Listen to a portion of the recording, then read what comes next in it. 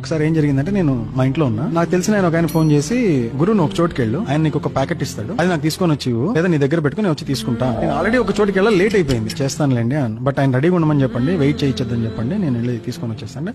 అది సమ్ పలానా ఏదో ఆఫీసు 14th floor లో ఉంటాడు ఆయన రెడీగా ఉండమని చెప్పండి. సరే పెట్టేసిన తర్వాత నేను బైక్ కీస్ ఎక్కడో పెట్టేసుకోవడం ఎత్తుక్కోవడం లేట్ అయిపోయింది.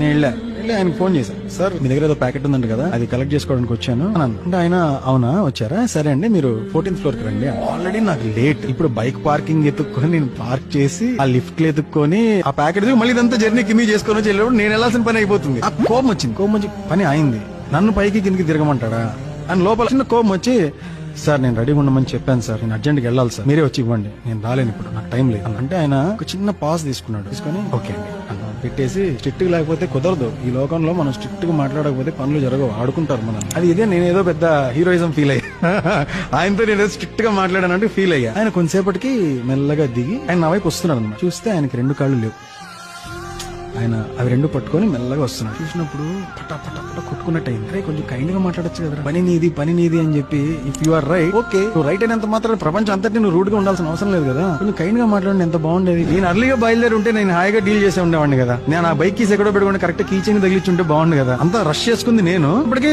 నాదే రైట్ అవ్వచ్చు, కానీ నాకు ఛాన్స్ ఉండింది కదా. When you are right also choose kindness.